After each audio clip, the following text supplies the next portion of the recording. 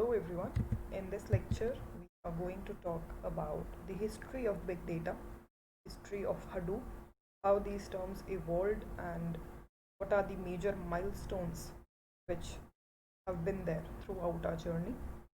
As we know that it recently started, the big data phenomenon, it is hardly 2 decades old. After the year 2000, with the onset of this century, we started with this big data ecosystem, big data world. So it is quite new. Starting with the introduction again, big data is a lot of data, and we use this term for a large collection of data which became difficult to manage and process using the traditional infrastructure, using traditional data processing tools.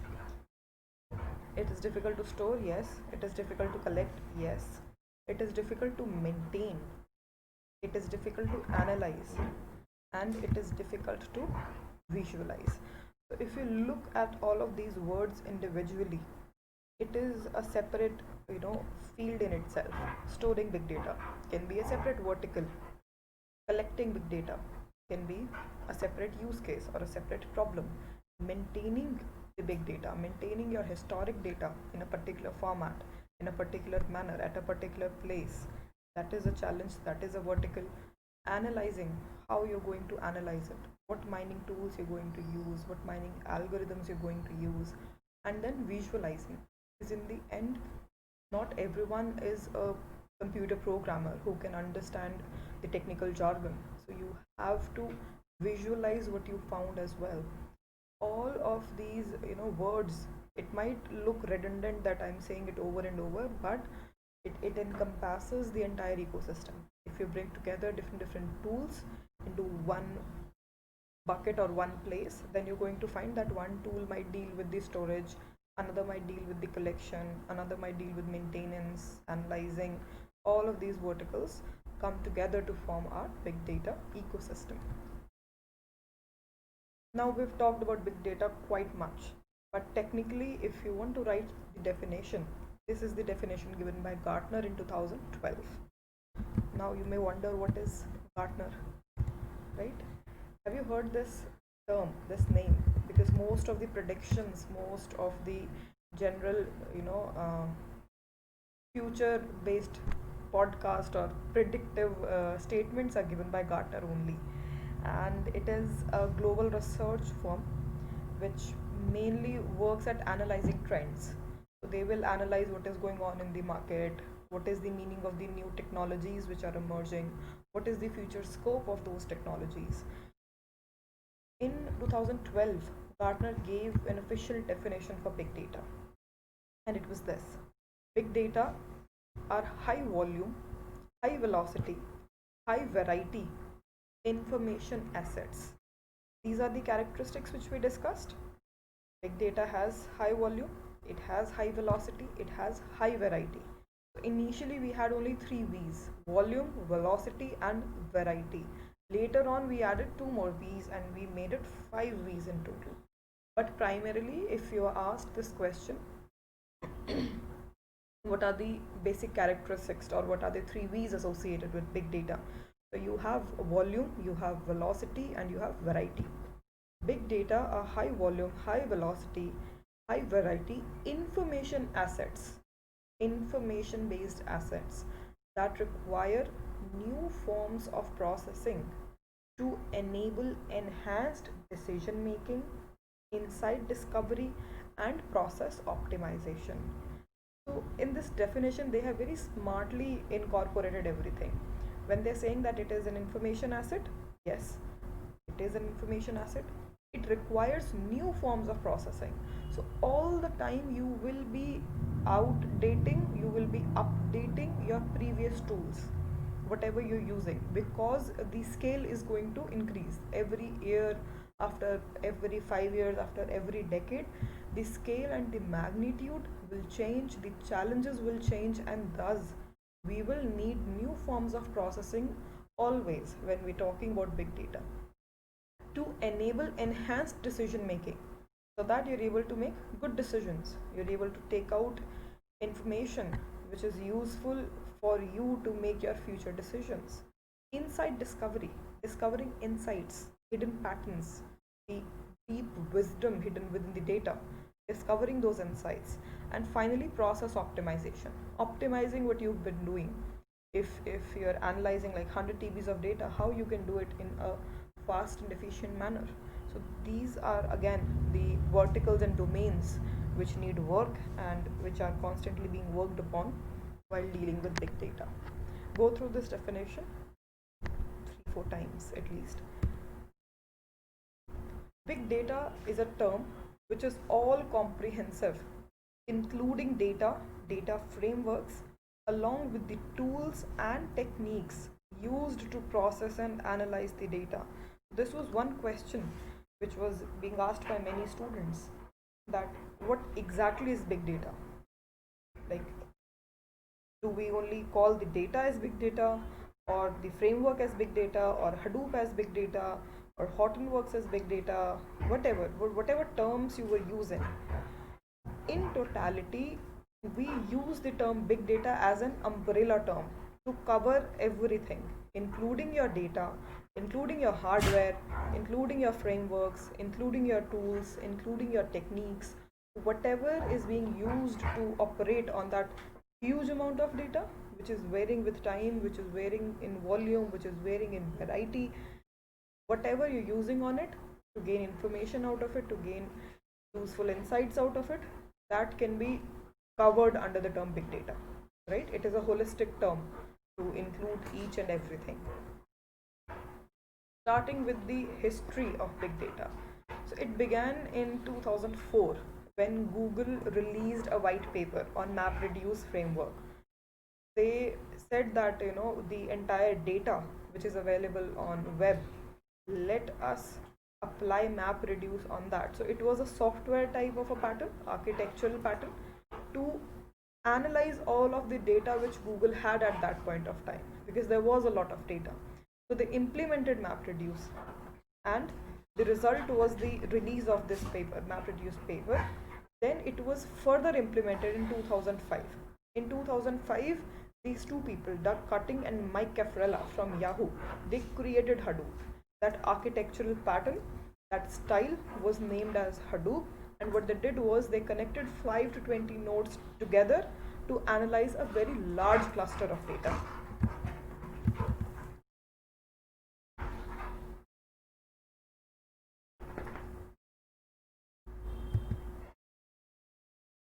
So 2004, the paper was released. 2005, these two people, they created Hadoop. They created the first software framework to analyze large amounts of data. And in 2006, Yahoo officially ran Hadoop on a cluster of nearly 5 to 20 nodes. Starting from 2004, when Google launched this, up till 2006, when Hadoop actually ran it. These are the main milestones during those years. Then came Cloudera. Cloudera came in 2008, and the basic aim of launching this company was to deal with the ecosystem around big data. They saw this huge potential which was there in data engineering, in data warehousing, in analytics, in big data. They knew that it is going to be a very big evolving industry. So they launched this company with the sole purpose of creating frameworks, of generating different tools and techniques out of big data. And it was launched in the year 2008. After launching this, within a couple of months, in July 2008, Hadoop won the terabyte sort problem. And again, the question is, what is this problem? It is a very challenging sorting problem, very complex type of a sorting problem. And what you have to do is you will be provided with billions of records, millions and billions of records, and your job is to sort those records. This is the terabyte sort problem. So how fast can you do it? Which system is better at it? A cluster is better at it, or a grid is better able to solve it? When the same problem was given to Hadoop, Hadoop won the traditional benchmark. It was the first time that that program based on Hadoop it won that problem, and it was a very big thing. Before that, people were working on it, but it did not achieve the worldwide popularity which it should have achieved. But after winning this benchmark, people knew that there was a very good scope of potential in this field. And picking up this momentum, the very next year, in April 2009, Amazon launched it as a service. Elastic MapReduce as a service on S3 and EC2. So S3 is your simple storage service, which is a dedicated service for storing, for data storage purposes on Amazon. And EC2 is Elastic Compute Cloud, your basic cloud service where you're launching machines and all. In 2009, Amazon launched it as a service, and 2 years later, we found the global platform, found the Hortonworks data platform. So it is funded by Cloudera only, but the aim of Hortonworks was to support the software for analyzing big data, right? Initially, Cloudera was founded to explore the scope which was there. Big data introduced, why, what is the scope, what are the verticals, let's see what can we actually do. But after launching the EC2 service, after launching MapReduce, and then when everyone was working on it, then in 2011, Hortonworks was founded with the prime aim of generating softwares for analyzing big data, tools for analyzing big data. And then things took up momentum. In 2011 December, Apache Hadoop officially was released as an open source tool, as an open source framework. Apache released it, the version 1.0.0. In June 2012, Facebook said that they have the biggest cluster, which has more than 100 petabytes in their Hadoop system, in June 2012. In 2013, Yahoo runs Hadoop on 42,000 nodes, computing about 500,000 MapReduce jobs per day. So you see, things are picking up momentum. The large giants started to adopt this system because it was efficient, because it was better at solving their problems. The delivery speed was good, the analyzing power was good, and an entire community was founded to work on this domain, to dedicatedly work on tools and techniques which can take out information out of data. How fast can you do it? How can you deal with large amounts of data? And initially, Google was into it, Yahoo was into it. Why? Because they were the key search engines. They were the platforms which had a lot of data. After 2010, the social media sites got into this domain. Why? Because they were generating a lot of data. Before 2010, they were not generating data. Only search engines had this problem, right? In a way, they were 10 years ahead of their time. And that is why they dealt with the problems at an earlier stage. After 2010, big giants started to have a lot of data. They knew the importance of data, they started to store it, and slowly they started to implement Hadoop as well, in one manner or the other manner. Meanwhile, side by side, the open source community of developers was also developing softwares. They were also developing frameworks, architectures, tools, visualizing tools, data storage tools, pipelines. Everything was being developed on the go. So we have, in 2011, Apache Hadoop was released. In 2012, Facebook adopted it. In 2013, Yahoo ran it on 42,000 node, which is a big milestone. 2 years later, from 2011 to 2013, second version was released, Apache Hadoop. And the name of this release was Yarn, yet another resource negotiator. Earlier we named it simply Hadoop, and now we named it as Yarn architecture, because it was negotiating resources. We will discuss it later. In 2014, Apache Spark was launched as a top level Apache project, because they were focusing their attention on Spark. It was launched, and the key aim of this framework was to make a general purpose sort of a software which can find out data on the go, which can retrieve data, process data in a parallel manner, provide you with results, and then handle a very large cluster of data also. How can you do it as a basic tool?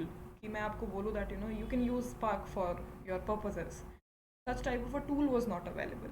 So Apache started to work on that tool. Earlier they launched Hadoop and everything. The architectures were launched, but it was again complicated.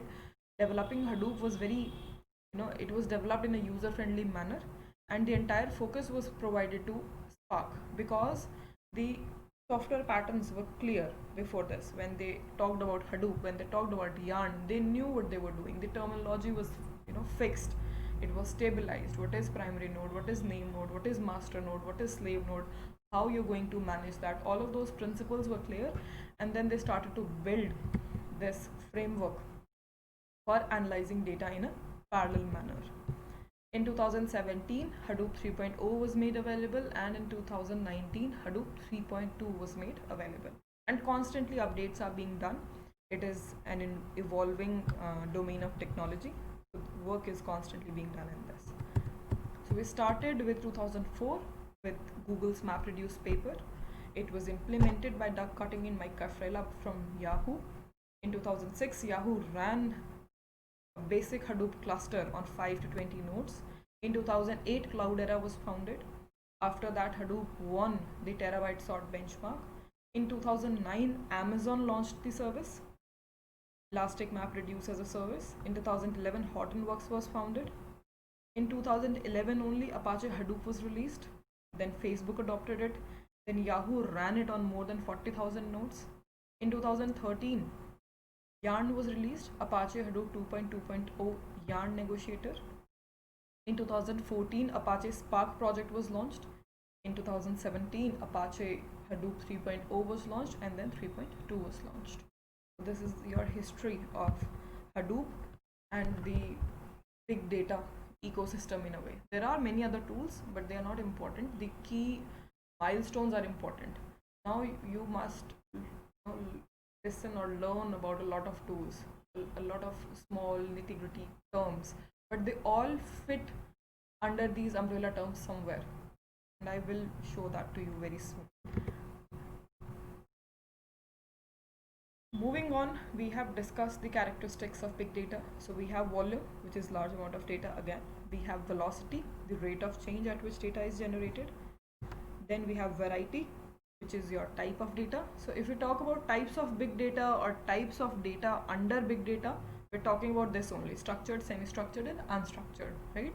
With respect to the context, the question is being asked. You can say that data can be qualitative, quantitative, or so and so, but when we talk about big data, we talk about this type of data: structured, semi-structured, or unstructured, full stop.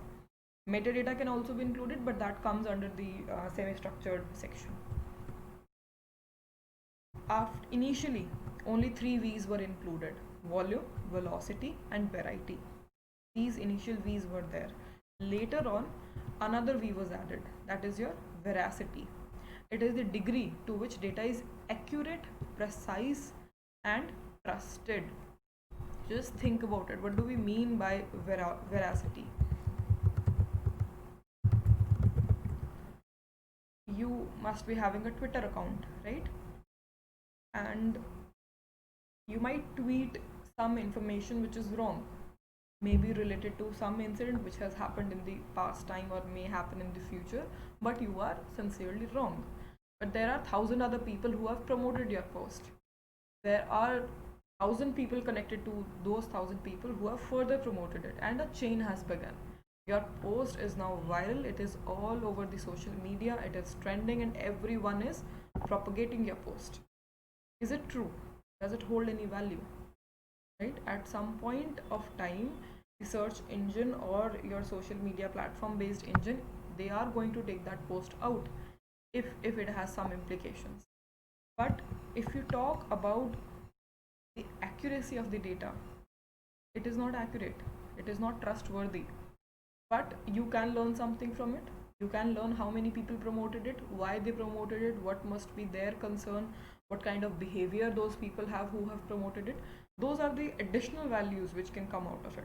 That is another way.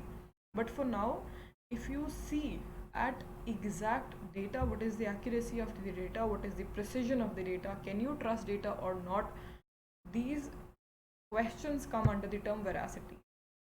because not every data is useful, not every data is accurate, not every data is precise. There might be discrepancies, there might be false information. For example, there was this program in Amazon. They had this system where they were deciding who to promote and who not to promote depending upon the performance of the employee. And how they trained their system? They trained their system by using their historic data, which was in their database, the past 15 years database. Now, what happened was, in the past 15 years, there were very limited black people and there were a lot of American people. So, the system learned that white people have a good performance as compared to black people. That is what the system concluded on its own, right? The data was there, and that was the conclusion. And the result was, it led to a discriminatory bias in between the appraisal of white and black men. Same happened with respect to men and women also. Men were getting better appraisals because the historic data was in that manner. There were more men as compared to women. So the data was not accurate, it was not precise with respect to two factors which can be, interdependent, or they can be mutually exclusive, male and female, black and white. So these factors, you have data, you are concluding out of it, you are generating, predicting or doing whatever you're meant to do with your system. But if your data is not right, if your data is not precise, then how do you deal with that? This problem comes inherent while dealing with big data. You cannot say that a sampling size is perfect in each and every dimension. You cannot say, right? You can check out the predictions, you can check out the hypothesis based upon your own, common sense, and sometimes these things don't even come into light because you are trusting the system, and the system is trusting your historical data, and that data has an inherent bias. That data is not, accurate in its own dimension. It is not precise, so it may not be trustworthy. Maybe there are like millions of posts online which are not trustworthy, but still your system is making predictions on the basis of those posts. So that is another characteristic of big data, data veracity. For example, think about all the Twitter posts with hashtags, abbreviations, typos, and the reliability and accuracy of all that content. These hashtags, abbreviations, typos, they come into the semi-structured section where you're dealing with, how to segregate all of that data. But is that data accurate? Is it precise? Can you trust that data, or can you not trust that data? What are the factors on which you decide it? How can you do it? It is a very challenging thing to do, and it is a very, very important characteristic of big data. Also, initially when we just talked about volume, velocity, and variety, we just knew about these three, so we made them the pillars of big data. But when we started to play around big data, we started to make our predictions, we started to run our algorithms, then we realized that there is another factor into play, and that is veracity. So we included into the V's of big data. An organization data may also suffer from statistical biasness. Yes, because our data is not, true in its entirety. The next V is value. Let's read this also.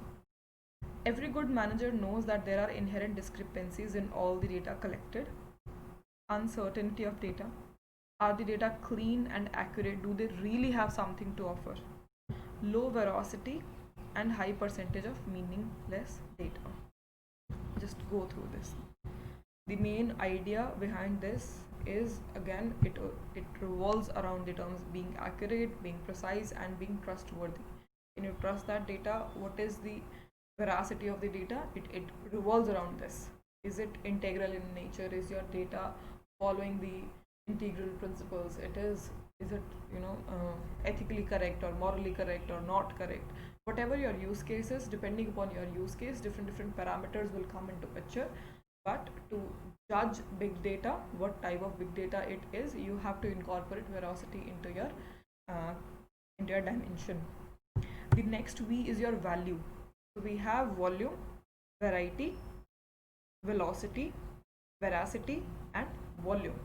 Initially we had 3 V's, now we have 5 V's. Veracity and value is recently added in the last 5 to 7 years. Other characteristics of big data are meaningless if you don't derive business value from the data. Cost benefit analysis, understanding the cost and benefit of collecting and analyzing the data to ensure that ultimately the data can be monetized. So basically when we talk about value, what we are saying is कि आप data इकट्ठा कर रहे हो, you are accumulating like petabytes of data, उसका कोई value भी है या नहीं है? Is it meaningful? That is a very big question. What is the value associated with data? For example, I am a very bad citizen and I have made 20 different Facebook accounts and I'm posting random pictures of other people over and over into those accounts and misusing those accounts to interact with other people, right? What is the value associated out of those 20 accounts? I'm just repeating the data, I'm using it for malicious purposes, the ID is not clear. So in a way those 20 accounts are just a big scam, useless wastage of storage. Similarly, recently YouTube removed a lot of videos from people. A lot of videos were removed. So I have uploaded a video and not even, like a single person has not seen it for the last 4 years. Then why should they keep it on their, systems? Why should they occupy that space? If there is no money coming out of it, if there is no insights coming out of it, if there is no, collaboration of people, coming together of people, if it is not attracting traffic, if they're not able to advertise or monetize or learn something from it, then why should they keep? So value is another characteristic which comes together with big data. You might be having like thousands of petabytes of data, but is it meaningful, or you just have random bits of, pieces, random bits of data hanging around, and you're trying to implement mining algorithms to take out something from that, meaningless pool? If there is no meaning, if the data is not good, if it does not have any value associated with it, then it is useless. You might as well delete it, right? So having big data does not mean you can have anything on your systems. It must be associated with some type of value which can be derived from that material, from that raw material. So now we have 5 V's. We have velocity, variety, volume, veracity, and value. And this we discussed. I will share the PPT so you can go through this structured, semi-structured, and unstructured data. We discussed it in detail. That is all for this lecture. Thank you very much.